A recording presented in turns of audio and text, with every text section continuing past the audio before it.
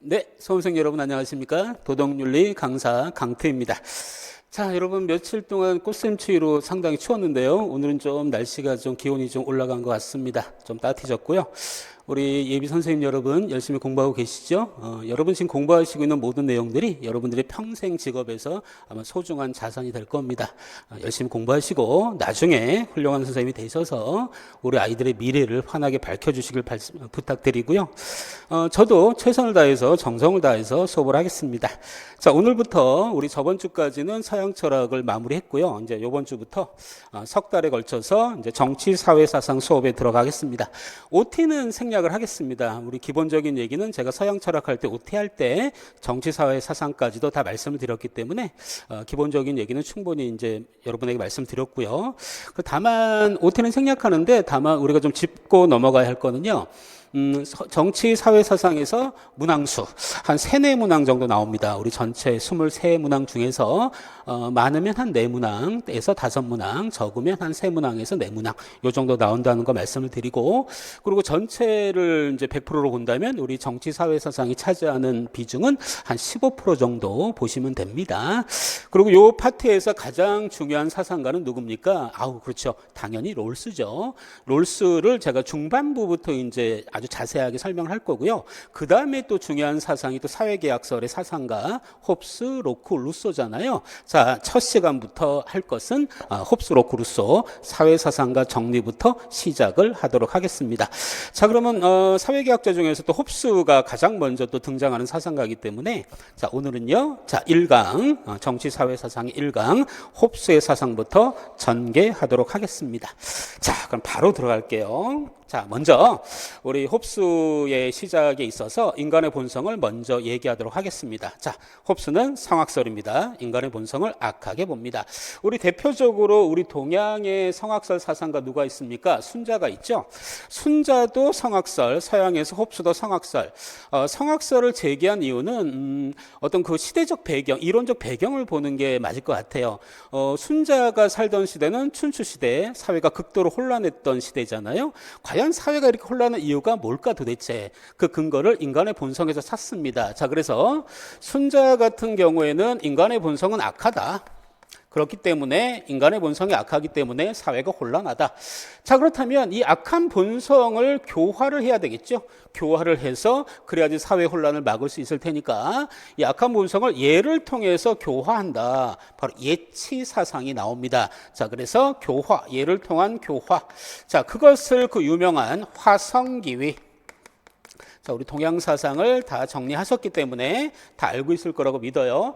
홉스와 순자는 공통적으로 인간의 본성을 악하게 봤고 그 근거를 시대적 배경에서 찾았다는 건 공통점일 수 있겠지만 약간 다른 점이 있습니다. 순자 같은 경우에는 예를 통한 교화, 화성기를 강조하지만 자, 홉스는요. 자, 인간의 본성은 악하다고 봅니다. 다만 차이점이 있다면 자, 사회계약이죠. 사회계약을 통해서 사회계약을 통해서 절대군주, 사회혼란을 막기 위해서는 저 대서양 깊은 바다 속의 전설 속의 괴물 리바이어던처럼 강력한 절대군주의 명령과 통제를 통해서 인간의 본성을 조정하고 통제하고 그럼으로써 자연상태 혼란을 막을 수 있다.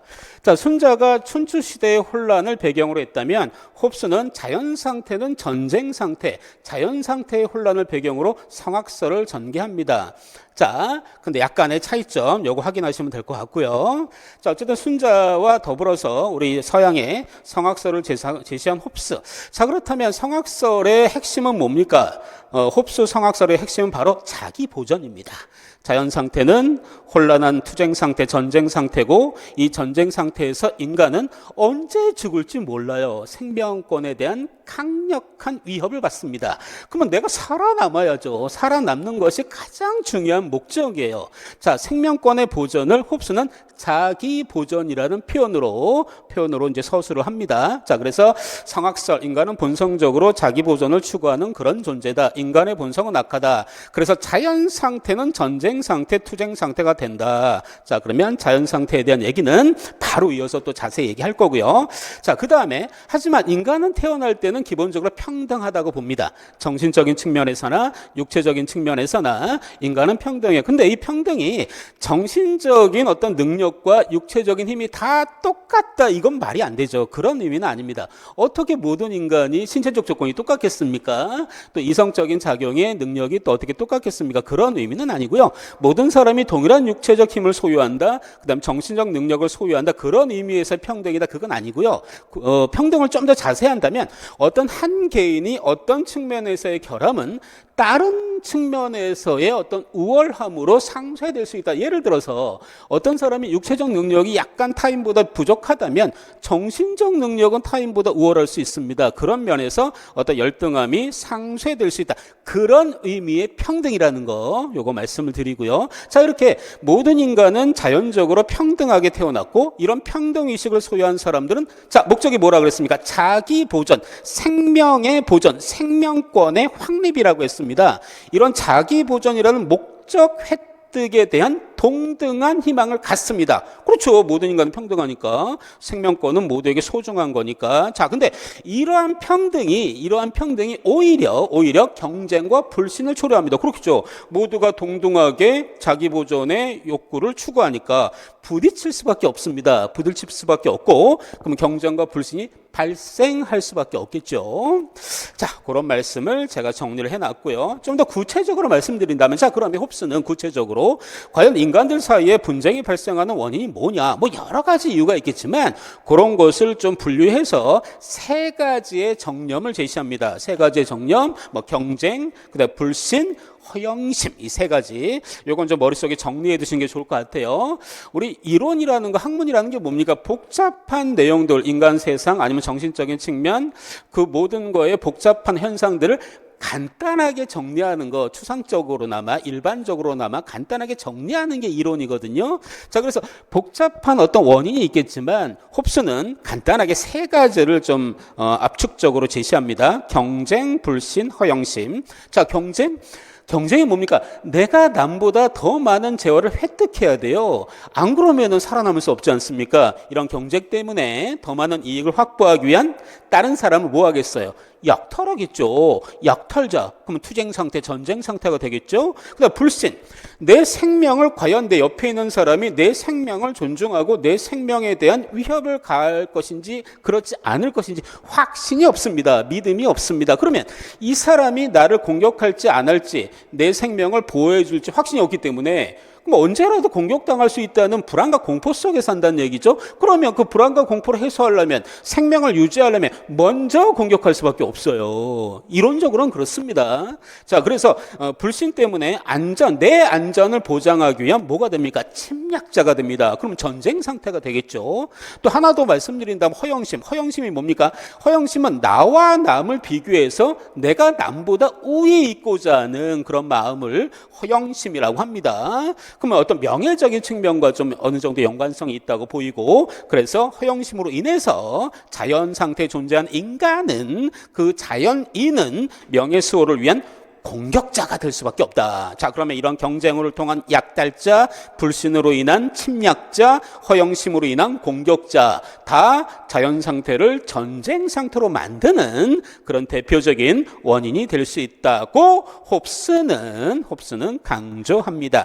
자, 그래서 이 페이지에서 성학설을 말씀드렸고, 자연적 평등을 말씀드렸고, 그 의미에 대해서 말씀드렸고, 이 평등도 경쟁과 불신의 원인이 될 수 있다는 거 말씀을 드렸어요. 근데 구체적인 분쟁의 원인 세 가지, 경쟁, 불신, 허영심을 정리를 해봤습니다. 자, 그러면 바로 두 번째 페이지로 넘어가 보죠. 자, 두 번째 페이지는 이제 자연 상태. 여러분, 우리 많이 들어왔어요. 중학교 때도, 고등학교 때도, 뭐 대학교 때도. 그죠? 아니면 뭐 학교 수업이 아니더라도 이런 교양서적을 통해서 홉스가 말하는 자연 상태는 만인에 대한 만인의 뭡니까? 전쟁 상태, 투쟁 상태죠. 그렇죠? 자, 그러면 왜 이런 전쟁 상태가 발생을 하는지, 그리고 이런 전쟁 상태는 어떠한 특징을 갖는지 그거에 대해서 정리를 해봐야 되겠죠. 자, 전쟁 상태는 뭡니까? 자연 상태에서 존재하는 인간인 자연인은 어떠한 문명의 혜택도 제대로 누리지 못하고 죽음의 공포 속에서 살아갑니다. 그렇죠? 생명권의 위협. 바로 그러면 그 생명권의 위협을 해소해야죠. 그러면 어떻게 해야 방법이 없어요. 내 스스로 해서 해야 됩니다. 내 스스로 자기 보존을 추구해야 돼요. 그러면 그 과정에서 딴 사람도 마찬가지거든요. 딴 사람도 스스로 자기 보존을 추구하고 나도 마찬가지고 그럼 충돌하게 되고 그 충돌 과정에서 내가 언제 죽을지 모른다는 불안과 공포 속에서 살아가는 그런 상태를 자연 상태라고 합니다. 자, 이 자연 상태 특징, 이거 중요한 얘기니까 우리 잘 정리해 보도록 합시다. 자, 자연 상태 특징 첫 번째 무도덕 상태예요. 무도덕 상태, 공통의 도덕 규범, 객관적인 도덕 판단의 기준 이딴 거 없습니다. 이딴 거 없어요. 자연 상태는. 자, 그러면 이런 무도덕 상태이기 때문에 어떤 절대적인 도덕 기준, 객관적인 도덕 기준이 없기 때문에 그 얘기는 뭡니까? 각 개인이 각자에게는 도덕의 절대적 기준이 될 수밖에 없다는 얘기예요. 내가 결정하는, 내가 생각하는, 내가 판단하는 어떤 도덕의 기준이 나한테는 절대적 기준이에요. 그것을 초월하는 객관적 기준이 없기 때문에 자, 그렇다면 이런 자기만의 판단과 기준에 따라서 인간은 자기 욕구를 추구하겠죠. 그렇죠? 자기 욕구를 추구하고 그런 정념에 따라 행동할 수밖에 없습니다. 객관적 기준이 있으면 그 객관적 기준에 따라 행동하겠지만 그게 없으니까 자기 기준에 따라서 욕구를 추구하고 또 나의 생명을 위협하는 다른 사람을 혐오하면서 그런 정념에 따라 행동할 수밖에 없고 그렇다면 이런 무도덕 상태인 자연 상태에서는 정의 부정의 그런 개념은 존재할까요? 존재하지 않는다는 게 핵심입니다. 자, 그러면 여러분 제가 여러분에게 문제 한번 내보도록 할게요. 뭐 간단한 얘기인데요. 자, 홉스는 자연 상태를 부정의한 투쟁 상태, 부정의한 전쟁 상태, 부정의한 만인에 대한 만인의 투쟁 상태라고 했다. 이런 문장이 있다고 가정을 한번 해봅시다. 자, 이 문장 맞는 문장입니까? 틀린 문장입니까? 자, 홉스는 자연 상태를 만인에 대한 만인의 전쟁 상태, 투쟁 상태로 봤다. 이건 맞아요. 근데 앞에 부정의한 이 말이 들어갔죠. 자, 이 말이 들어갔기 때문에 이 문장은 성립할 수 없는 문장입니다. 왜? 정의 부정의 개념이 존재하지 않기 때문에. 왜 존재하지 않습니까? 객관적인 도덕 판단의 기준과 규범이 존재하지 않기 때문에 정의와 부정의를 판단할 수가 없어요. 그렇기 때문에 지금 부정의하라는 이런 형용사가 들어갔죠. 부정의하다. 자, 이런 말이 들어갔기 때문에 이 문장은 성립하지 않습니다. 이 문장은 틀린 문장이 돼요. 자, 홉스의 자연 상태는 무도덕 상태이기 때문에 정의와 부정의 개념이 존재하지 않는다는 거 여러분에게 강조를 드리고요. 또 만약에 개인과 개인 사이의 분쟁, 만약이 아니죠. 항상 발생할 수밖에 없죠. 그렇죠? 자연 상태는 투쟁 상태이기 때문에 개인들 사이의 발생이 아주 허다하게 이제 발생을 합니다. 그럼 그걸 누군가가 그거를 분쟁을 해결해 줘야 되는데, 그럼 어떤 권력을 가진 사람이 있어야 되는데 그런 존재가 없어요. 자연 상태에서는 개인들 사이의 분쟁을 해결해 줄 수 있는 공통 권력이 부재한 상태입니다. 그러면 어떻게 해야 돼? 개인은요, 자연인은요, 스스로 자신의 힘에 의해서만 위존할 수밖에 없어요. 그렇죠?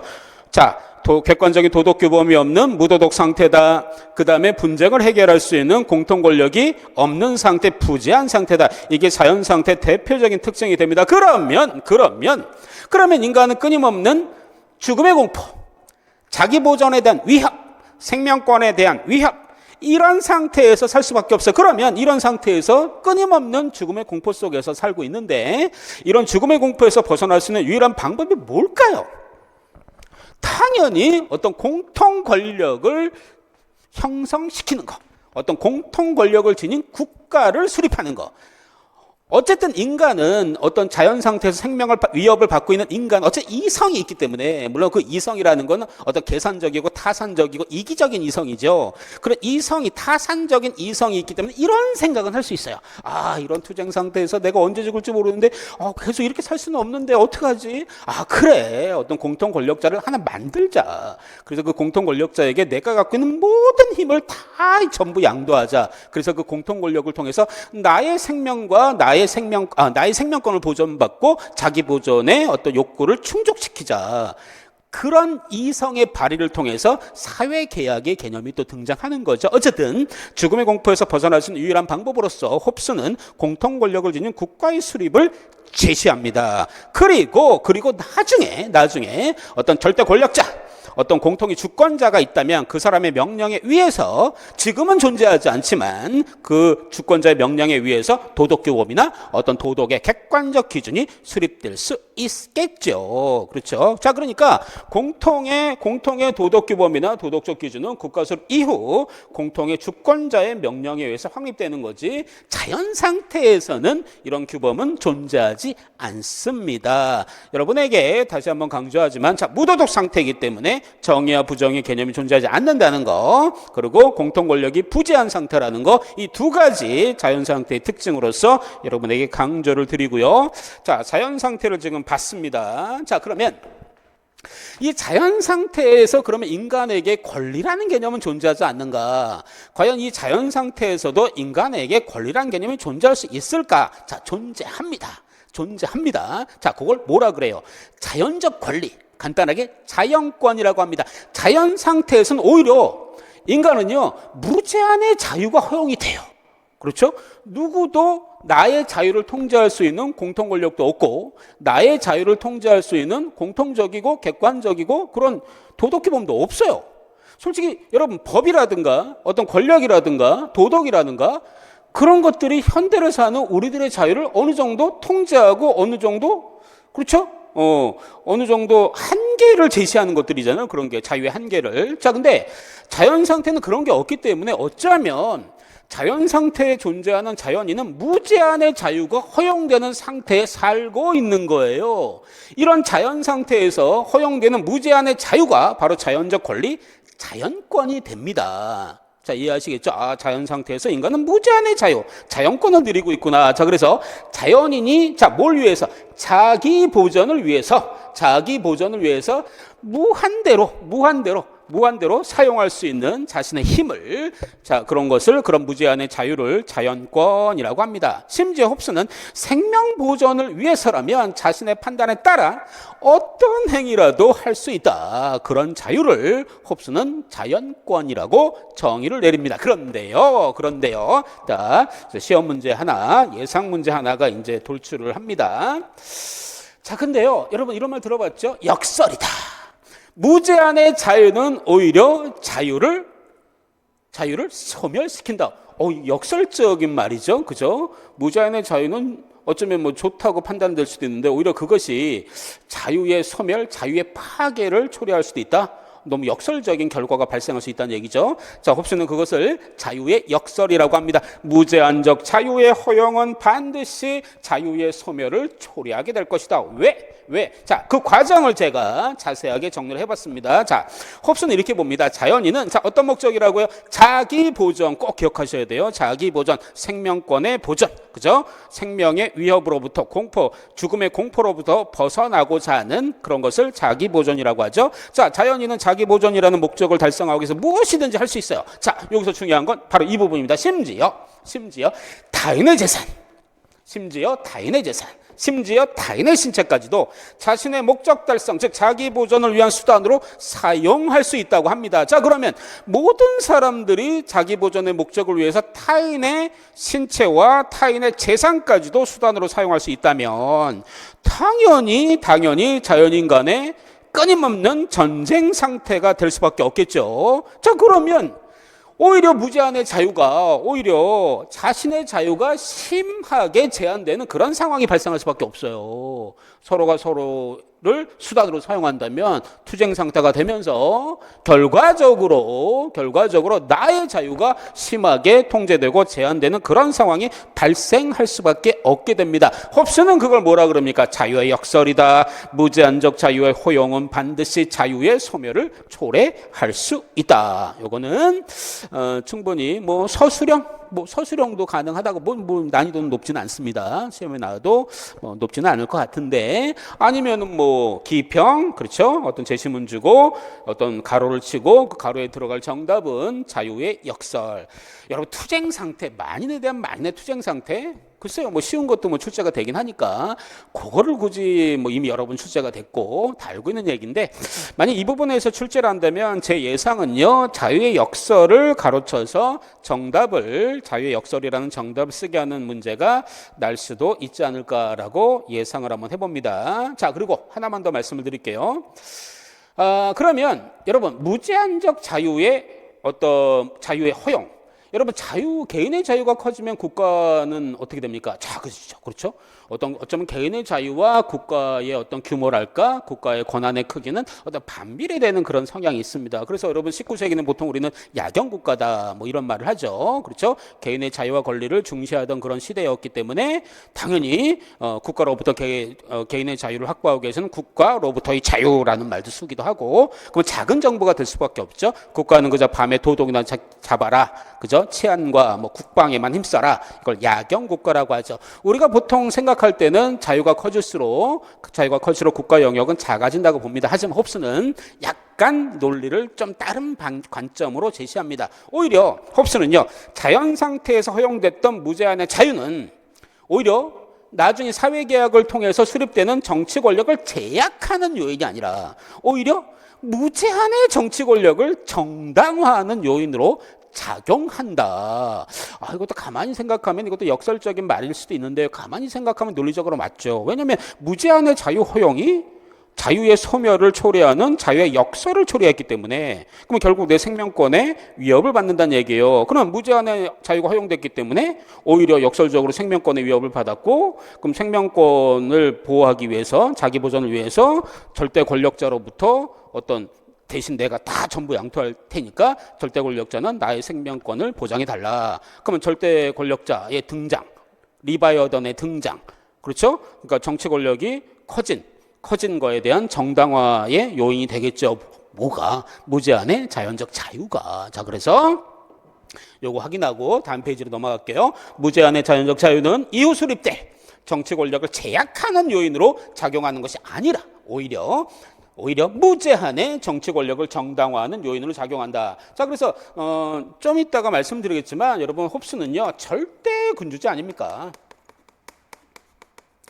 사회계약을 통해서 하나의 인격에 결합을 해서 그 하나의 인격에 내가 가진 모든 것을 전부 다 양도한다. 그래서 그 절대적인 주권자로부터 나의 생명권을 보호받는다. 자, 그래서 오히려 무제한의 자유가 사회계약을 통한 절대 군주를 탄생시킴으로써 이런 무제한의 자유는 오히려 정치 권력을 정당화하는, 제약하는 요인이 아니라 정당화하는 요인으로 작용한다라는 것이 홉스의 이론적인 전개입니다.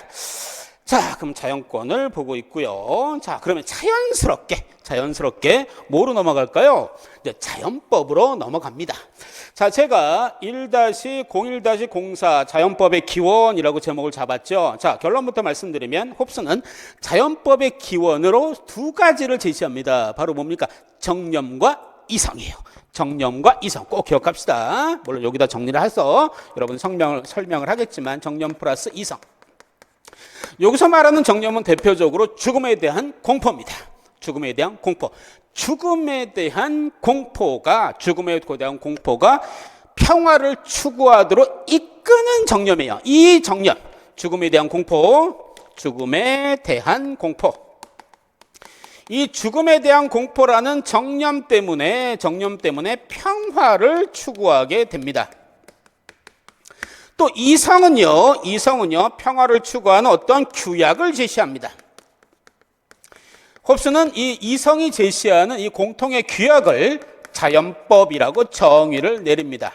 자, 그래서 이게 핵심입니다. 물론 자세하게 설명은 하겠지만 홉스는 이성과 정념을 자연법의 탄생 기원으로 제시하고 이성이 제시하는 규약을 자연법이라고 봅니다. 자, 그럼 하나하나 자세한 설명 들어갈게요. 자, 이미 말씀드린 것처럼 자연 상태는 무슨 상태입니까? 전쟁 상태입니다. 인간의 삶은 비참할 수밖에 없어요.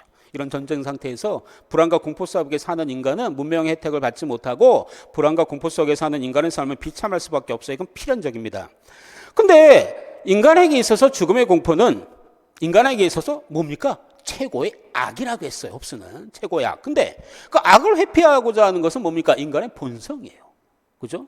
죽음의 공포는 최고의 악이고 악을 회피하고자 하는 것이 인간의 본성이라면 죽음의 공포에서 벗어나고자 하는 것이, 즉 전쟁 상태인 자연 상태에서 벗어나는 것이 자연인의 최대 관심사일 수밖에 없겠죠. 논리는 그렇게 되죠. 뭐 어렵지 않은 논리잖아요. 자, 자연 상태의 상황을 말씀을 또 추가적으로 말씀드렸고, 자, 그럼 정념에 대해서 볼게요. 정념. 자, 홉스는요, 자연 상태가 전쟁 상태로 귀결되는 이유는 인간의 정념 때문이다. 아까 말씀드린 불신, 경쟁, 허영심 이런 것이 자연 상태가 전쟁 상태로 귀결되는 이유, 대표적인 정념이 될 수 있어요. 하지만 또 하나의 정념, 예를 들어서 죽음의 공포 같은 거, 또 내 생활의 편의를 돕는 여러 생활용품에 대한 욕망, 그 생활용품을 내가 획득하고자 하는 그런 희망, 이런 것도 하나의 정념일 수 있는데, 이런 것들은 오히려 평화를 추구하도록 자연인을 이끄는 정념이 됩니다. 이런 정념들은 물론 허영심이라든가 경쟁이라든가 불신이라든가 이런 정념은 전쟁 상태가 되게 하는, 자연 상태가 전쟁 상태가 되게 하는 원인이 되지만, 또 한편으로는 이런 죽음의 공포 같은 이런 정념은요, 평화를 추구하도록 이끄는 정념이 될 수 있어요. 여러분, 자기 보존을 위한 가장 확실한 방법이 뭡니까? 바로 평화 아닙니까? 평화. 그렇죠? 그러니까 죽음의 공포에서 벗어나고자 하는 인간은 바로 평화를 추구하도록 이끕니다. 바로 그러한 정념이. 자, 정념도 그렇기 때문에 자연법 탄생의 배경, 기원이 될 수 있고요. 자, 또 하나는 이성이죠. 이성. 자, 그럼 이성은 무슨 역할을 합니까? 자, 요거 예상 문제가 되겠죠. 홉스의 제시문을 제시하고, 자, 이거 서술형으로 내기 딱 좋을 것 같습니다. 그렇게 난이도 높지 않아요. 이 정도는 충분히 여러분 서술할 수 있을 것 같고, 자, 홉스의 이 자연법의 기원과 연관해서 이성이 하는 역할을 서술하라. 간단하게. 그럼 이렇게 쓰면 되겠죠. 평화를 추구하는 정념을 충족시켜줄 수단. 그렇죠? 평화를 추구하라는 정념, 죽음의 공포에서 벗어나서 평화를 추구하는 정념을 충족시켜줄 수단, 최선의 수단을 알려줍니다. 뭐가? 이성. 그게 바로 이성의 역할이 되겠죠. 그러면 자연인에게 내 생명과 내 종족을 지키기 위해서 뭘 해야 되고 뭘 하면 안 되는지 그런 것도 알려주는 역할을 합니다. 대표적으로 두 가지 쓰면 되겠죠. 이성의 역할. 자, 이렇게 홉스는 자연법의 기원과 연관해서 정념의 개념과 이성의 개념을 제시합니다. 자, 중요하니까 다시 한번 언급할게요. 자, 예상 문제라고 제가 강조하고 있죠. 이성의 역할은 뭡니까? 평화를 추구하는 정념을 충족시켜줄 수단. 그렇죠? 그거 알려줍니다. 그 다음에 자기 보존을 위해서 해야 할 일과 하면 안 되는 일을 알려준다. 자, 그러면 좀 더 추가적으로 그 다음 단계로 넘어갈게요. 추가적으로. 자, 그러면 자연법. 지금 말씀드린 걸 종합적으로 이제 결합해서, 자, 결론을 한번 내보자. 그럼 자연법은 뭡니까? 자, 뭐가? 자, 주어 잘 보세요. 뭐가? 이성이, 이게 주어입니다. 이성이 자연 상태에서 벗어나기 위해서, 즉 자기 보존을 위해서 자연인이 합의할 수 있는 적절한 평화의 규약을 알려줍니다. 이 이성이 제시하는 적절한 평화의 규약이 바로 홉스는 뭐라고? 자연법이라고 정의를 내리죠. 아, 홉스의 관점에서 자연법의 개념을 정의하라. 자연법의 개념을 서술하라. 이성이 자기 보존을 위해서, 즉 자연 상태의 불안과 공포에서 벗어나기 위해서 자연인이 합의할 수 있는 적절한 평화의 규약을 제시하는데, 바로 이성이 알려준 이러한 평화의 규약이 바로 홉스의 이론에서 자연법의 개념이 되는 거죠. 그렇죠? 또 자연법은 이렇게 또 이제 정의를 내릴 수 있어요. 자연법은 자기 자신을 보존하고자 하는 욕망을 인간이 이성을 통해서 발견한 규칙, 욕망을 충족시켜 줄 수 있는 규칙, 자기 보존의 욕망을 충족시켜 줄 수 있는 규칙. 뭘 통해서 발견했습니까? 이성을 통해서 발견했죠. 아까도 말씀드렸듯이 홉스는 인간의 이성을 부정하진 않습니다. 근데 그 이성을 타산적이고 계산적인, 합리적인, 타산적 합리성, 뭐 이런 말도 쓸 수 있고요. 그런 인간은요, 자기 보존의 목표니까 그 목적에 부합하잖아. 이런 자연법은, 이성이 제시하는 이런 규칙은. 그렇기 때문에 홉스는 합리적인 인간들은 대체로 이 규칙들을 준수하고자 할 것이라고 주장을 합니다. 자, 그래서 자연법의 기원과 연관해서 이성과 정념을 여러분에게 제시했고, 자, 그래서 이성과 정념을 기원으로 하는 자연법에 대한 홉스의 정의까지 봤습니다. 자, 그래서 네 번째 자연법의 기원까지 정리를 했고요. 자, 그러면 우리 이제 구체적인 이 부분이 이제 지금부터 할 부분이 시험의 기출문제로 홉스의 문제가 이제 시험에 난다면 이 부분이 제일 많이 출제가 됐죠. 제1자연법, 제2자연법, 제3자연법. 그렇죠? 제1자연법은 뭡니까? 평화 추구의 의무. 제2자연법은 뭡니까? 자연 상태에서 누렸던 무제한의 자유를 포기하라는 명령. 이게 제2자연법이죠. 제3자연법이 뭡니까? 신의 계약의 성실한 준수. 그렇죠? 계약을 맺었으면 지켜야죠. 안 지키면 아무 의미가 없어요. 그렇죠? 서로 믿고 계약을 맺었으니까 그런 신의 성실에 입각한 계약을 철저하게 준수하라. 이게 세 번째 제3자연법인데, 자, 이렇게 제1자연법, 제2자연법, 제3자연법. 자, 그럼 제1자연법부터. 자, 방금 말씀드린 것처럼 제1자연법이 뭡니까? 평화 추구의 의무를 다하라. 평화 추구의 의무를 명령하는 것이 제1자연법입니다. 자연법입니다. 자, 그래서 홉스의 워딩을 그대로 옮겨봤어요. 이 부분은 좀 이따 설명하고, 자, 요 노란색 한번 볼게요. 모든 사람은 평화를 얻기 위해 노력해야 된다. 모든 사람은 평화를 위해서 노력해야 된다. 만약에 자, 노력은 해야 되는데 아무리 노력해도 평화를 달성하는 일이 불가능한 경우가 있을 수 있지 않습니까? 그때는 전쟁에서 승리하기 위해서 어떤 짓이라도 어떤 수단이라도 사용해도 좋다. 이게 제1자연법이에요. 자, 이거 여러분 좀 완벽히 이해하신 다음에 암기하는 것도 좋을 것 같아요. 우리 서술형이잖아. 제가 누차 강조하잖아요. 이해를 바탕으로 하는 완벽한 반복을 통한 완벽한 암기. 우린 서술형이죠. 객관식 시험이 아니죠. 객관식 시험은요, 이해만 하면 굳이 암기하지 않아도 어차피 만점이 가능해요. 그죠?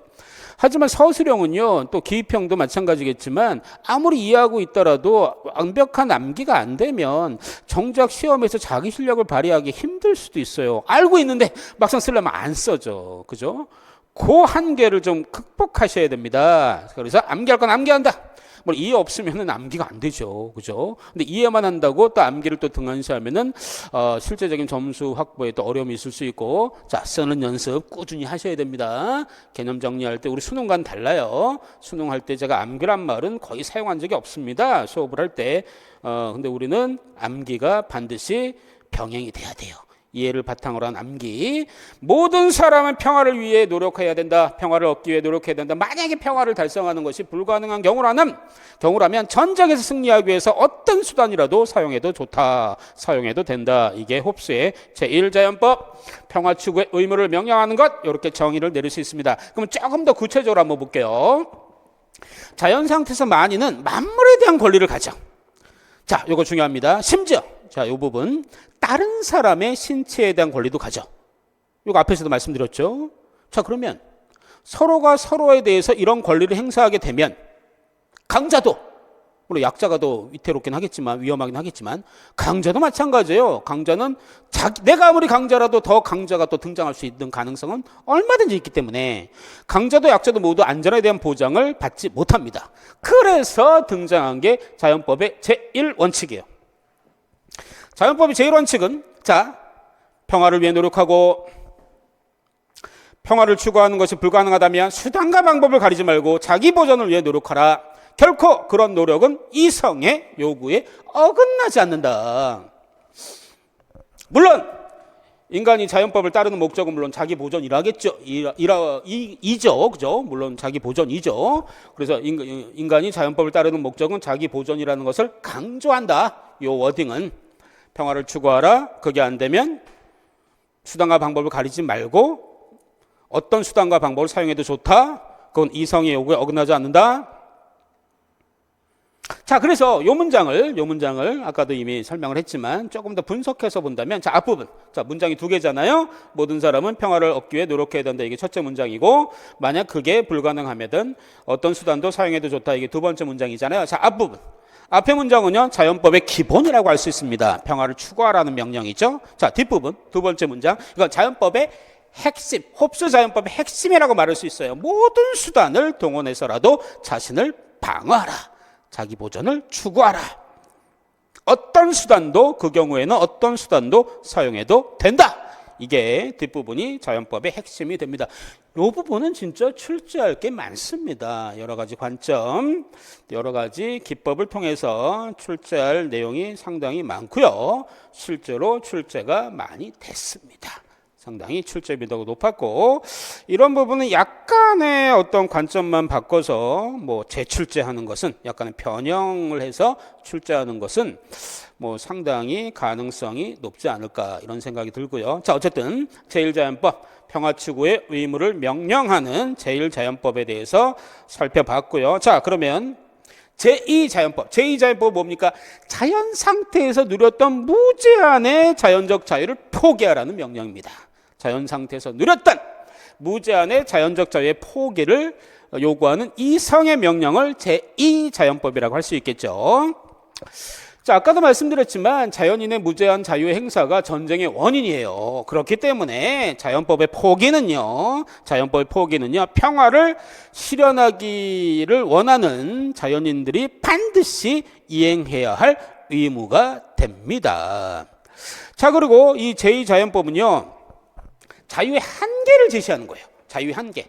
여러분, 자유가 무제한으로 허용되는 게 자연 상태였는데 홉스는 이 제2자연법을 통해서 무제한의 자연적 자유 포기를 제시했죠.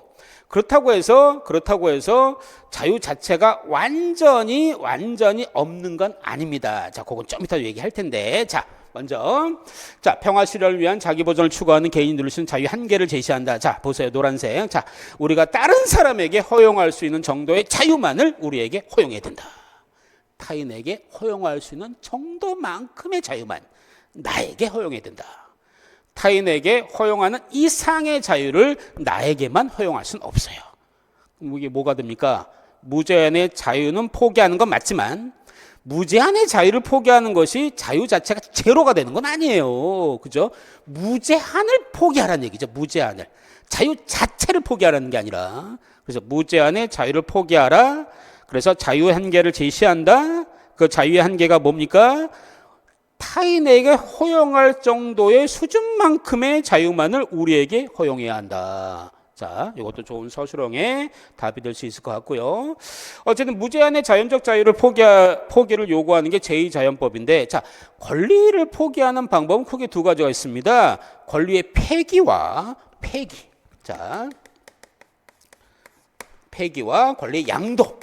두 가지가 있는데 홉스가 말하는 제2자연법이 요구하는 것은 권리의 폐기가 아니라 권리의 양도입니다. 자, 그러면 양도에 대해서 또 우리가 정리를 해야 되겠죠. 자, 양도가 뭡니까? 특정인에게 이익이 될 것을 염두에 두고 자기의 권리를 자발적으로 폐기는 여러분 타인이 어떤 권력에 의해서 아니면 뭐 요즘 같으면은 국가에 의해서 국가가 어떤 실정법을 위반하는 사람에게 어떤 기본적인 자유와 권리를 폐기할 수 있잖아요. 법을 통해서. 그렇죠?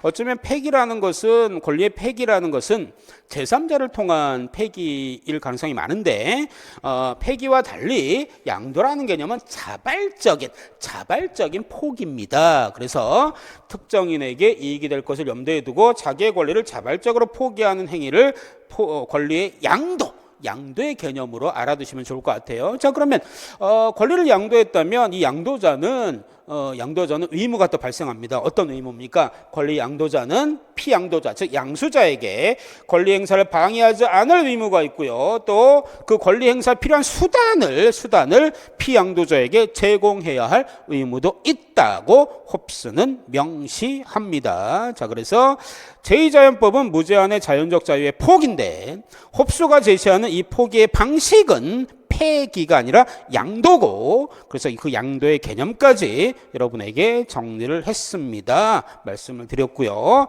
자, 그래서 제2자연법까지 정리를 했어요. 자, 그러면 자연스럽게 제3자연법으로 넘어갈 건데 그 전에 약간의 추가 설명을 한번 해볼게요. 자, 이것도 중요한 얘기인데, 자, 누차 말씀드렸듯이 자연인이 자기의 권리를 양도하는 이유가 뭐예요? 계속 나오죠. 자기 보전, 생명권의 유지입니다. 자, 근데 나만 권리를 양도하는 것 의미가 없어요.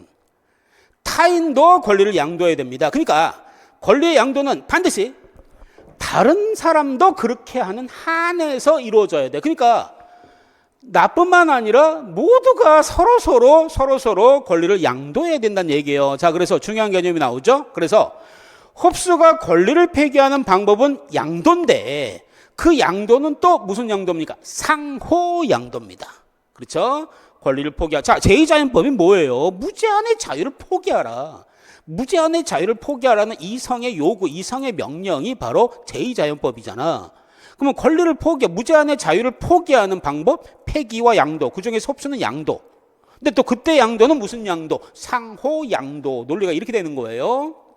자, 근데 중요한 것도, 근데 양도를 하는데, 양도하더라도, 자, 여기 자기 보전을 위태롭게 하는 권리까지도 양도하는 건 아닙니다.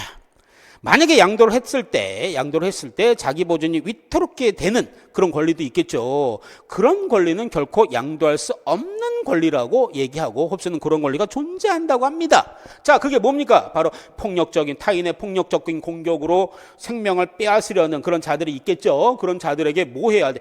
저항할 수 있는 권리.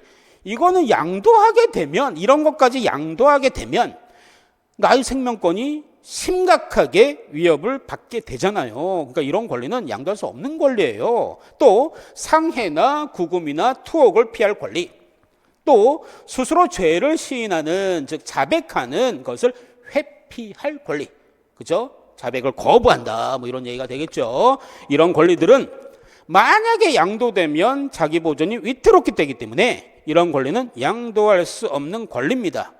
자, 그러니까 홉스가 양도하자는 건 자유의 전부를 양도하자는 게 아니라 무제한의 자유를 양도하자는 거예요. 다른 말이죠. 그렇기 때문에 절대로 양도할 수 없는 그런 권리도 논리적으로 봤을 때 존재할 수밖에 없게 되는 거죠.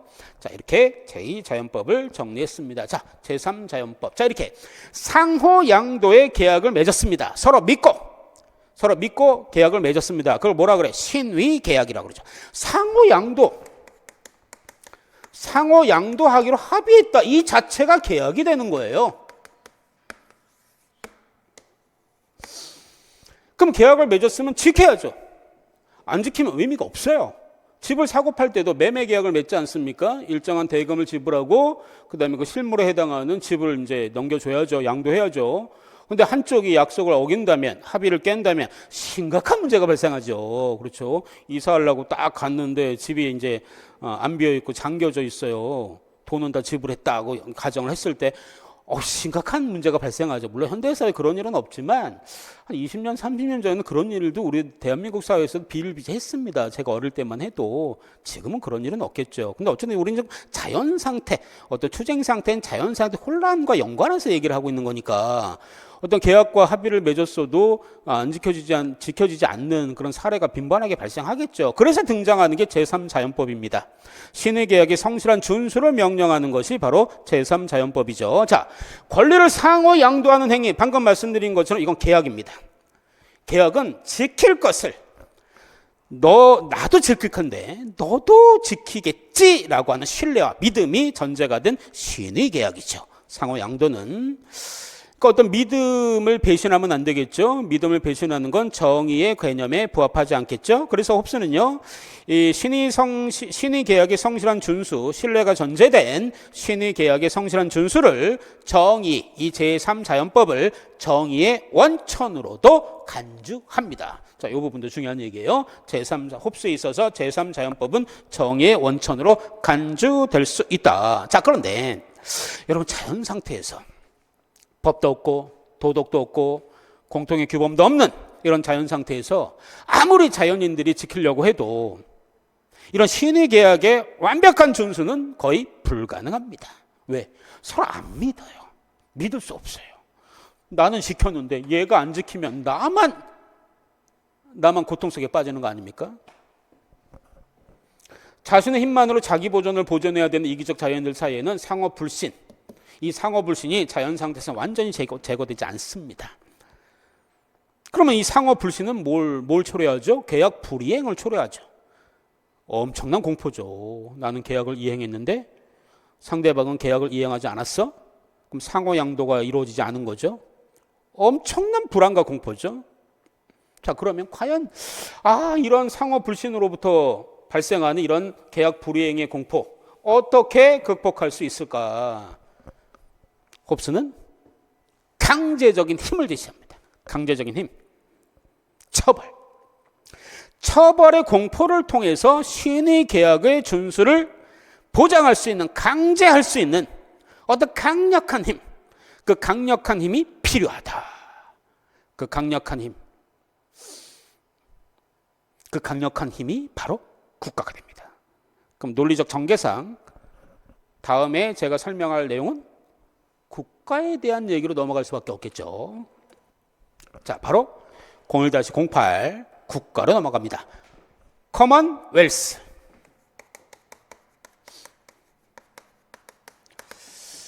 커먼, 일반적인, 공통인 이런 의미죠. 웰스, 어떤 부, 재화 이런 의미입니다.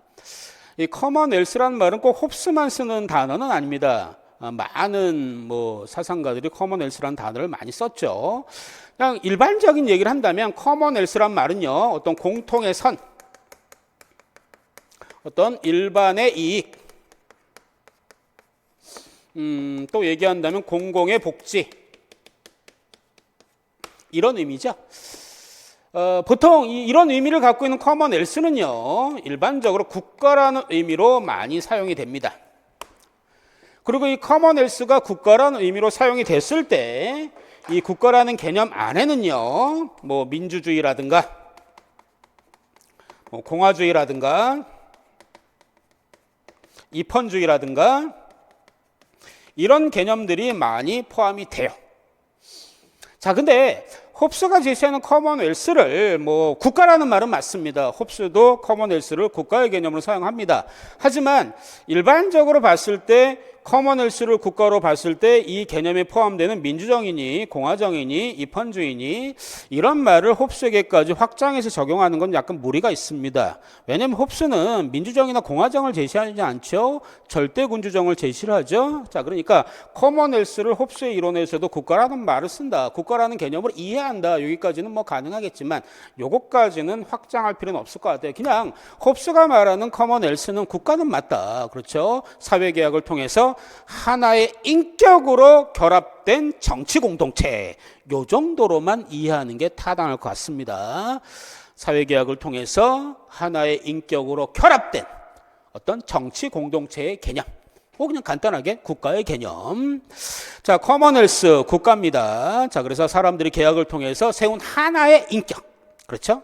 이 하나의 인격에게 모든 힘을 다 양도하는 거예요. 그럼 이 하나의 인격의 힘은 엄청나게 세질 수밖에 없겠죠.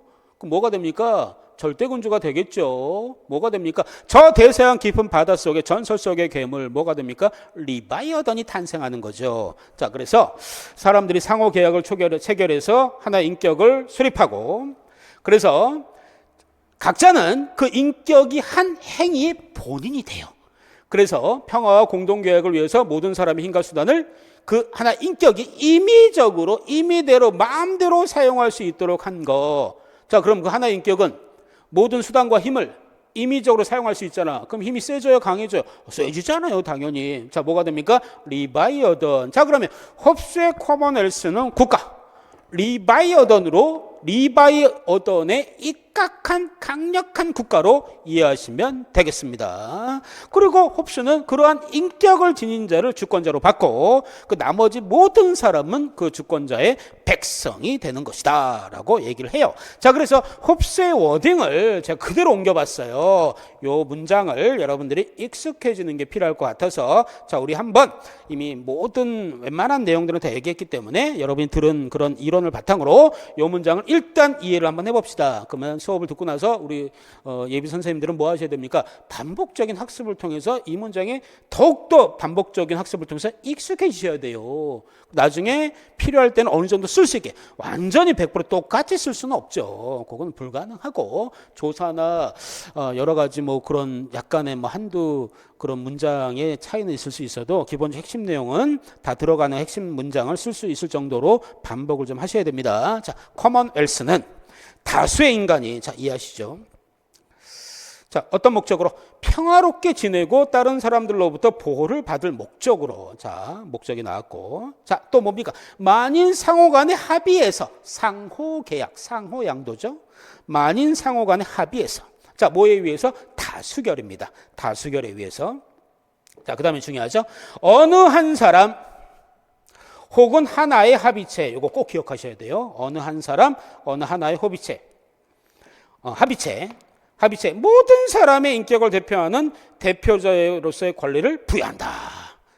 그리고 전부 양도한다. 그래서 이 하나의 합의체, 하나의 사람에게 다 모든 것을 부여해서 그 하나의 인격이 탄생을 했다면 그 사람 혹은 그 합의체에 찬성했던 사람이건 반대를 했던 사람이건 모두 똑같이 그 인격이 행한 행위와 판단을 자기 자신의 행위와 판단으로 승인한다. 그러한 신의계약을 체결할 때 커먼웰스가 설립된다. 탄생한다. 수립된다. 이런 말이죠. 아주 여러분에게 도움이 될 만한, 여러분들이 꼭 숙지해야 할 그런 문장입니다. 반복하시면 어느 정도 완벽하게 반복해서 이해를 하신다면 어느 정도 조사나 접사 정도의 차이가 있겠지만 핵심 내용이 다 들어갈 수 있는 그런 문장으로 여러분 스스로 쓸 수 있게 돼요. 그래야지 공부가 완성된 거. 이해로 끝난다면 또 얘기할게요. 그건 객관식 시험 수능 대비야. 그거는 이해로 끝나면은 막상 생각보다 공부는 많이 한 것 같아도 생각보다 원하는 점수 안 나와요. 우리 서술형이기 때문에, 객관식이 아니기 때문에 반복 쓰는 연습을 여러분에게 부탁을 드리고, 자, 커먼웰스에 대해서 봤고요. 자, 그럼 사회계약을 자세히 한번 정리 한번 해봅니다.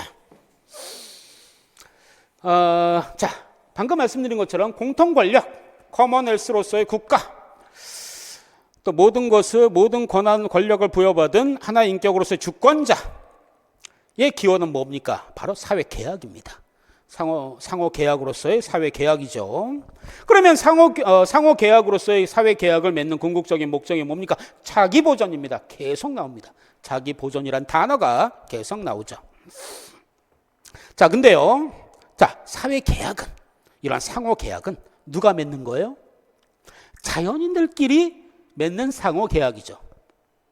그러면 이런 계약을 통해서 주권자가 탄생을 하죠. 그럼 이 주권자는 계약의 당사자입니까? 아닙니까? 아니에요. 자연인들끼리 A라는 자연인, B라는 자연인, C라는 자연인, 기타 등등 이런 자연인들이 서로 계약을 맺어서 주권자가 탄생을 한 겁니다.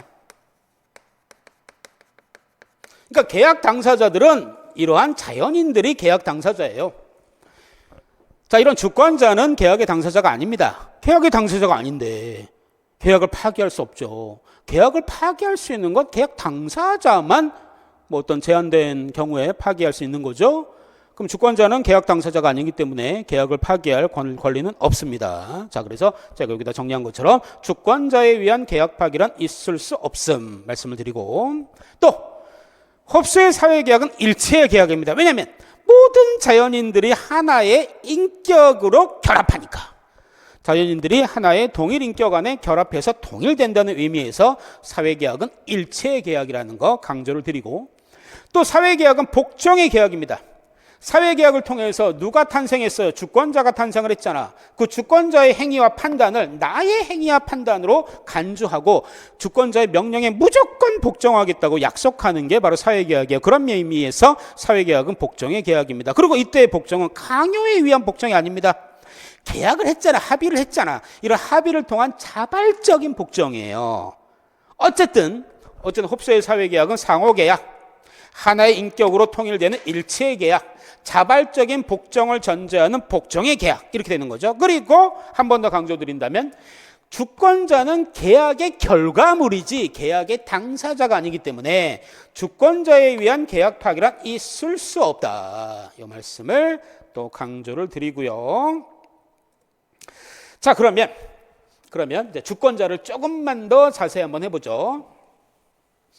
자, 주권자의 역할은 뭡니까? 당연히 뭐겠습니까? 왜 계약을 통해서 상호계약, 일체의 계약, 복종의 계약을 통해서 왜 주권자를 탄생시켰습니까?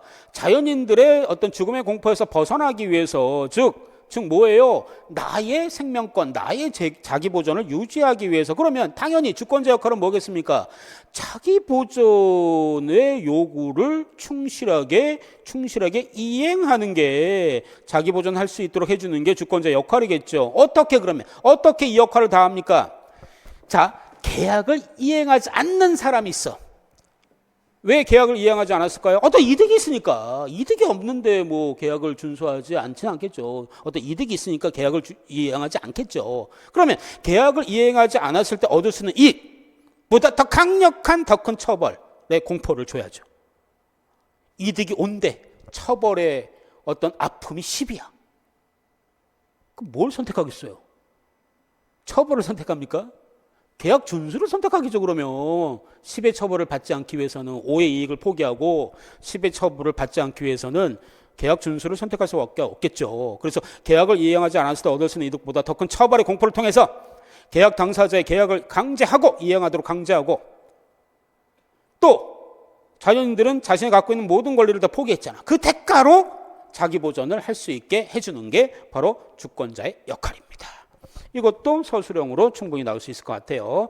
저는 항상 여러분에게 보여드릴 이 자료를 만들 때 시간 상당히 오래 걸립니다. 자료를 만들 때 항상 서술형을 염두에 두고 문장을 만들어요. 제가 일일이 다 문장을 만드는데 이 하나의 페이지 만들 때 거의 1시간 가까이 걸립니다. 바꾸고 압축하고 요약하고 문장을 바꾸고 논리에 맞게 인과관계를 따져서 다시 한번 수정하고, 항상 수정할 때 제 기준은 뭐냐면, 만약 서술형 문제로 나왔을 때 여러분 쓰기에 진짜 편할 수 있도록, 공부하기에 편할 수 있도록 단순한 단어나 용어 위주 쓴다면 막상 쓰려고 그러면 좀 어려울 수 있어요. 웬만하면 문장을 완성해서 보여드리는 게 저의 역할, 홉스가 말한 주권자 역할을 이루하듯이 지금 말씀드린 게 저의 강사로서의 제 역할이 아닐까, 이런 생각이 듭니다. 이대로 그래 정리하시고 만약 시험에는 이대로 쓰시면 됩니다. 자, 그래서 주권자 역할을 봤고요. 자, 그리고 주권자 역할이 있으면 그 역할을 다하기 위한 주권자의 권리도 또 인정이 될 수밖에 없겠죠. 자, 첫 번째, 사회계약을 통해서 수립된 주권자가 수립한 통치 형태. 이 통치 형태를 백성들이 함부로 변경할 수는 없습니다. 왜? 왜냐하면 아까도 말씀드렸듯이 사회계약을 통해서 탄생한 주권자가 무슨 일을 하든, 무슨 행동과 무슨 판단을 하든, 자, 그것을 다 자기의 것으로 간주하기로 약속을 했고, 그러면 그건 하나의 뭐가 돼요? 의무일 수 있는 거죠. 그러니까 자기의 것으로 간주하는 건 하나의 의무일 수 있으니까, 만약에 주권자가 어떤 통치 형태를 수립을 했다면 그 통치 형태를 수립한 행위는 자기 행위로 간주되는 거예요. 그렇다면 그거에 대해서 함부로 바꿀 수 없다는, 그렇죠? 그런 의무가 발생을 하고, 그 의무는 주권자 입장에서는 하나의 권리가 될 수 있는 거죠. 자, 두 번째, 비슷한 맥락이긴 한데, 백성들은 사회계약을 통해 수립된 주권자의 행위를 함부로 비난하거나 처벌할 수 없습니다. 왜냐하면 만약에 백성들이 주권자 행위를 비난하고 처벌하고자 한다면 자신의 행위에 대해서 비난하고 처벌하는 거나 마찬가지이기 때문에 이것도 좋은 서술형의 문제가 될 수 있겠죠. 그죠? 하나의 절대적 인격이 행한 모든 행위와 판단은 자신이 행한 행위와 판단으로 간주하기로 약속을 했잖아요. 합의를 했잖아요. 그러니까 만약에 주권자가 어떤 행위나 판단을 했을 때 그걸 비판하고 처벌한다면 나 자신이 나 자신을 비판하고 처벌하는 거나 마찬가지 아닙니까? 그렇기 때문에 백성들은 사회계약을 통해 수립한 주권자의 행위를 함부로 비난하거나 처벌할 수 없고, 그건 하나의 주권자의 권리가 되는 거죠. 자, 그 다음 세 번째 주권자의 권리. 자, 주권자만이 국가의 존재 목적을 실현하는 수단에 대한 판단 권리를 갖습니다. 국가의 존재 목적은 뭐라 그랬어요? 바로 자기 보존이죠. 개개인들의 자기 보존의 확립 아닙니까? 자, 그래서 사회계약을 통한 국가 수립의 목적은 인민의 평화와 안녕이죠. 이러한 목적에 대한 권리를 갖는 주권자는 그 수단에 대한 권리도 갖는다.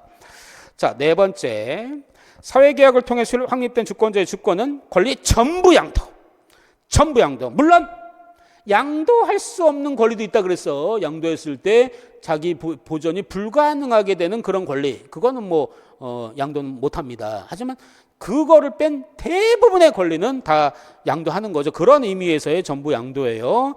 사회계약을 통해서 확립된 주권자의 주권은 권리의 전부 양도를 통해서 확립된 절대적인 것입니다. 그렇기 때문에 절대적인 것이기 때문에 주권자가 주권자 스스로 포기하지 않는 한 그 주권과 그 주권에서 비롯되는 모든 권리는 분할될 수도 없고 또 제3자에게 양도될 수도 없습니다. 이것도 하나의 주권자의 권리가 될 수 있겠죠. 그리고 이 부분은 그냥 참고로 알아두면 돼요. 꼭까지 외울 필요는 없을 것 같아요. 그 밖에도 주권자의 권리는 개인의 불가침의 권리에 대한 규칙, 시민법, 실정법을 제정할 권리, 사법권, 보상과 처벌을 할 권리, 전쟁 및 강화의 권리, 세금을 걷는 징세권, 어떤 관리, 공무원이겠죠? 관리 선임권, 영작과 서열을 결정할 권리. 이건 일반적인 얘기입니다. 이거 그냥 참고로 알아두시면 되겠고, 또 이것도 마찬가지예요. 국가의 목적 실현에 유용한 여러 가지 위결, 여러 가지 학설, 지정하고 교육할 권리, 도덕 판단의 기준이 되는 교의를 부여할 권리, 이런 것들도 주권자의 권리가 되겠죠. 이런 거는 그냥 참고로 알아두시고, 제가 노란색으로 강조한 게 있습니다. 1, 2, 3, 4. 요것도 반복하셔서 서술형에 부합할 정도의 공부, 반복적인 공부가 필요하다는 거 다시 한번 강조를 드립니다. 자, 주권자의 역할과 주권자의 권리까지 봤습니다. 자, 그러면 이제 종반부로 가는데요. 자, 우리 이미 다 알고 있습니다.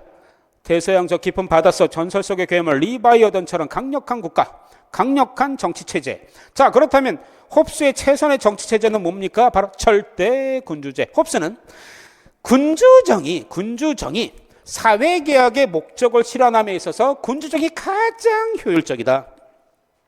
물론 우리가 홉스 다음에 공부할 로크도 군주정을 인정합니다.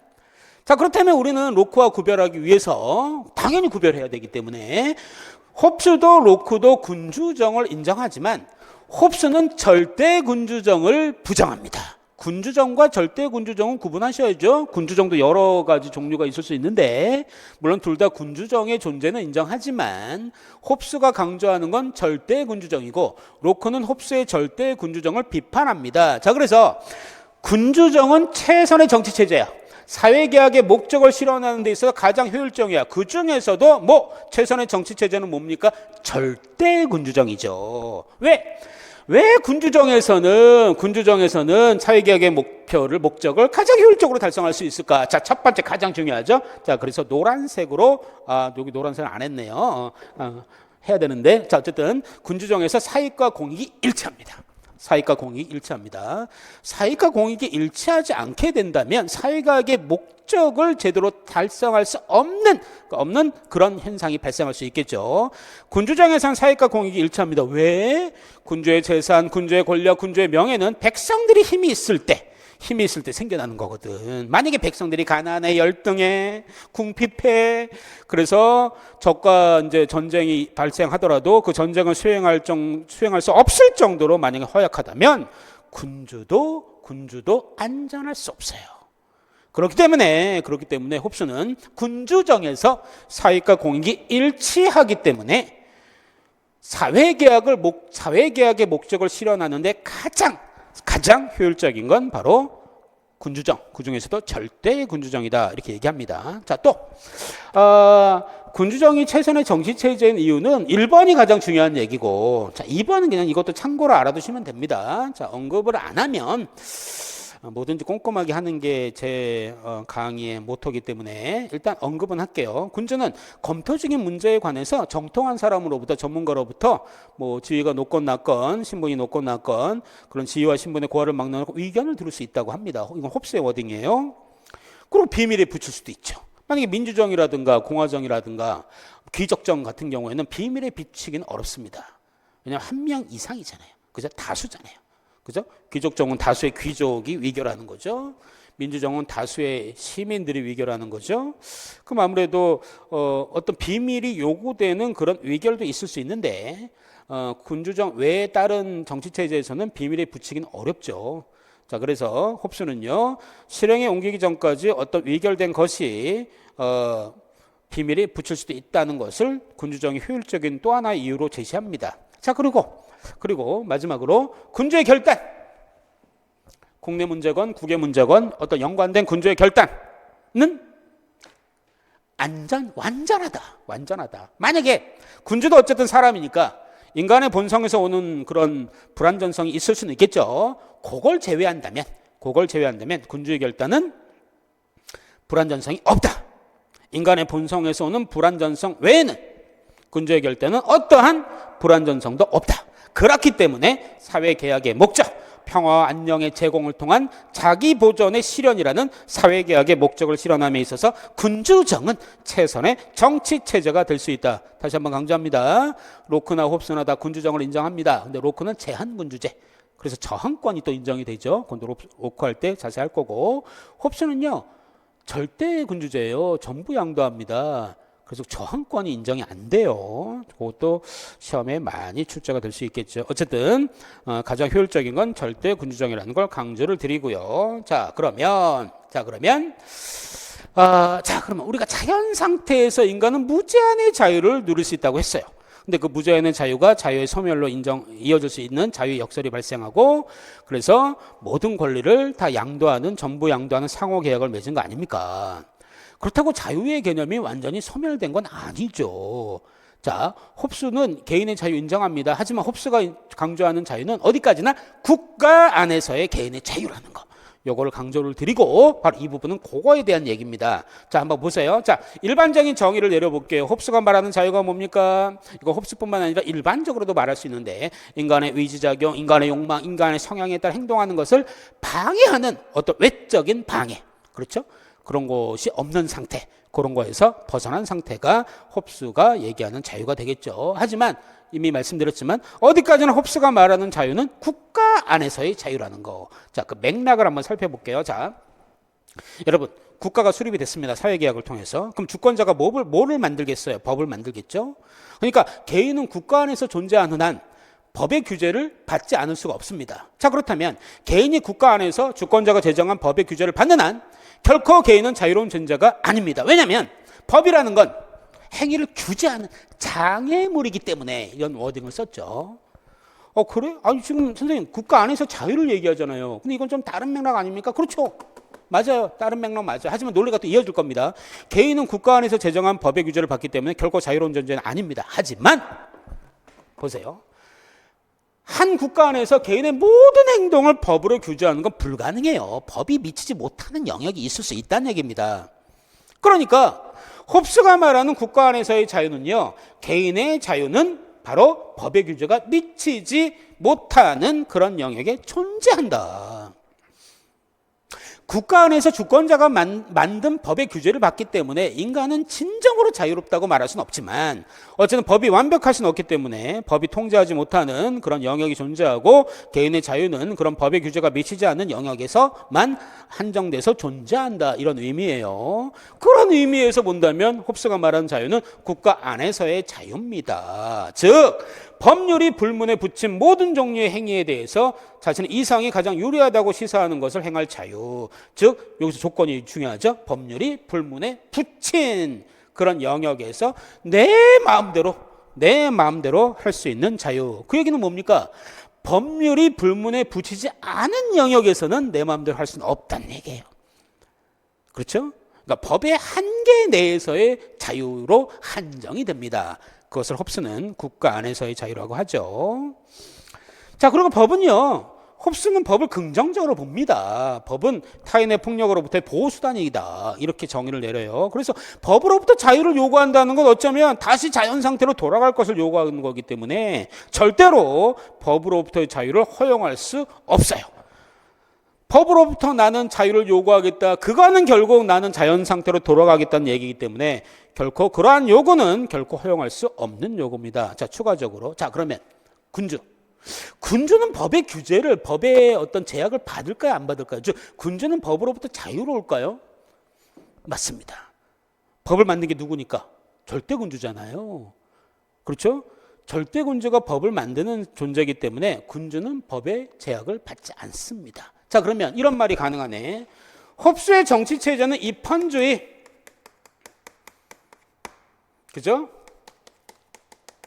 법치주의. 물론 개인은 법의 통제를 받으니까 뭐 법이 없는 건 아니니까, 그렇죠? 뭐 이런 말이 완전히 홉스 이론에서 쓰는 게 불가능하다 이렇게 말할 수는 없겠지만, 하지만 우리가 일반적으로 말하는 입헌주의, 법치주의는 뭡니까? 누구도 이런 법의 규제나 법의 통제에서 자유로울 수 없는 거잖아요. 그렇죠? 예외가 없어야 되잖아. 근데 홉스는 군주는 법의 어떤 한계, 법의 통제에서 자유롭습니다. 법의 한계에서 벗어납니다. 국민은 입헌주의와 법치주의, 통제를 받지만 군주는 그런 통제에서 자유롭기 때문에 홉수를 설명할 때 홉수의 정치체제는 완벽한 입헌주의, 완벽한 법치주의를 전제로 한다 이렇게 말하는 건 좀 무리가 없지 않아 있겠죠. 그렇죠? 자, 그래서 어쨌든 법은 타인의 폭력으로부터 보호수단이기 때문에 법으로부터 자유를 요구할 수는 없다. 그것은 마치 다시 자연 상태로 돌아가겠다는 선언이나 마찬가지이기 때문에 이런 말씀을 드립니다. 자, 그 다음에 아까 홉스가 말하는 상호 양도로서의 사회계약은 뭐라 그랬습니까? 일체의 계약이고 복종의 계약이라고 그랬죠. 하지만 그 복종에도 한계가 있어요. 복종에도 한계가 있습니다. 자, 첫 번째, 여러분 통치자의 통치 행위에 대한 인민의 저항은 불가능합니다. 이건 아마 아까도 말씀을 드렸습니다. 로크는 저항권을 인정하죠. 하지만 홉스는 저항권은 인정하지 않습니다. 왜? 다 말씀을 드린 거예요. 통치자와 백성 하나 인격으로 통일됐어요. 그렇기 때문에 통치자의 행위의 장본인은 곧 백성이에요. 그렇기 때문에 만약에 통치자의 어떤 행위에 저항한다는 거 결국 자기 자신의 행위에 저항하는 거나 마찬가지이기 때문에 이것도 충분히 서술형으로 가능하겠죠. 왜 로크와 달리 홉스는 저항권을 인정하지 않는지 그 이유를 간단하게 하나의 문장, 두 개의 문장, 두세 문장으로 서술하라. 통치자와 백성은 하나의 인격으로 통일됐기 때문에 통치자의 행위의 장본인은 곧 백성이기 때문에 통치자의 행위에 저항하는 것은 결국 자기 자신을 저항하는 것이기 되기 때문에 이렇게 쓸 수 있으면 되겠죠. 자, 그리고 이것도 이미 말씀드린 겁니다. 사회계약의 목적은 뭐라 그랬습니까? 자기보존이라고 했었죠. 그죠? 그러니까 계약 당사자는 그렇기 때문에 계약 당사자는 죽음과 살해와 투옥으로부터 자신을 지키는 권리는 양도하거나 포기할 수 없습니다. 이건 이미 앞에서 이미 강조했던 얘기입니다. 그리고 만약, 이게 중요한데, 만약 주권자가 이러한 권리 행사를 부정하는 명령을 내렸을 경우, 예를 들어서 이런 거죠. 죽음과 살해와 투옥으로부터의 자신을 지키는 권리를 양도하거나 포기할 수 없음에도 불구하고, 만약 주권자가 이러한 권리 행사를 부정해. 그죠? 그러니까 이런 것까지도 양도하라. 아니면 이런 권리를 침해해. 만약 주권자가. 그러면 주권자의 권위는 상실하고 개인은 이런 주권자의 명령에 복종하지 않을 권리를 갖습니다. 여러분, 근데 이걸 저항권으로 이해하시면 안 됩니다. 이건 저항권이 아니에요. 저항권은 어떤 체제에 저항해서 군주 체제 자체를 바꾸는 거, 이게 저항권이고, 다만 여기 2번에서 얘기하는 것은 어떤 군주의 권위가 상실됐을 때 그 군주의 명령에 복종하지 않을 자유를 인정한다는 거지, 체제 자체를 바꾼 거나 군주 자체를 변경하는 것까지 인정하는 건 아니에요. 만약에 체제 자체를 바꾸거나 군주 자체를 바꾼다면, 그런 것까지 인정해야 된다면 저항권이 인정되는 거죠. 근데 홉스는 저항권을 인정하지 않기 때문에 체제와 군주 자체를 바꿀 수는 없고, 다만 여기서 강조하는 것은 군주의 권위가 상실됐을 때 어떨 때 상실됩니까? 절대적으로 양도하거나 포기할 수 없는 이런 권리 행사를, 개인이 이런 권리를 행사하는 것을 부정하는 명령을 내렸을 때 그 부정하는 명령에 복종하지 않을 수 있다는 거지, 체제나 군주 자체를 바꾸는 저항권과 구분하셔야 됩니다. 자, 그리고 마지막으로 만약에 주권자가 어떤 이유로든 주권을 포기하는 경우도 있을 수 있어요. 어쨌든 주권자도 사람이기 때문에. 또 주권자가 권력을 유지할 위사가 없어. 사실상 위사는 있더라도 백성들을 보호할 수, 실제적으로는 보호할 수 없는 경우, 그때 주권자에 대한 복종 의무는 소멸합니다. 복종 의무는 소멸합니다. 다시 말씀드리지만 이것과 복종 의무는 소멸한다는 것은 복종 안 해도 된다는 얘기인데, 그것이 곧 저항권을 의미하는 건 아닙니다. 다시 한번 강조할게요.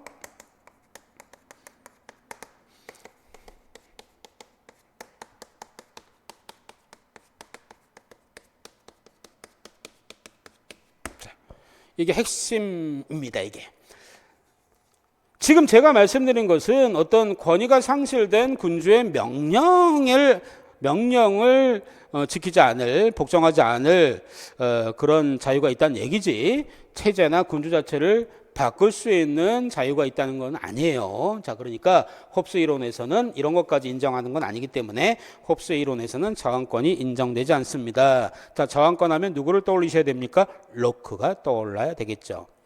이거는 굳이 얘기한다면 지금 이거 말씀드린다는 것은 명령 불복종. 불복종의 의미, 이건 맞겠지만 저항권의 의미, 이건 아니죠. 자, 여기까지.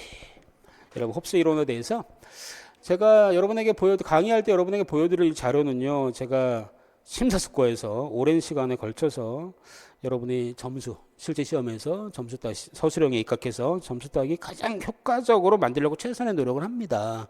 그럼 여러분들 뭐 하셔야 돼요? 수업을 잘 들으시고 반복하셔야 돼요. 자기 걸로 만드셔야 돼요. 아마 이렇게 어느 정도 정리된 이런 자료를 여러분이 보여드리면 여러분이 이것 여러분이 하셔야 되거든요. 제가 안 해드리면 여러분 하셔야 되거든요. 엄청난 시간이 절약이 될 거라고 저는 확신을 합니다. 자, 홉스의 강의 여기서 마치고요. 자, 우리 다음 시간에 로크, 그 다음 시간에 루소 하나하나 수업을 전개하도록 하겠습니다. 자, 오늘 여러분 수고하셨습니다. 감사합니다.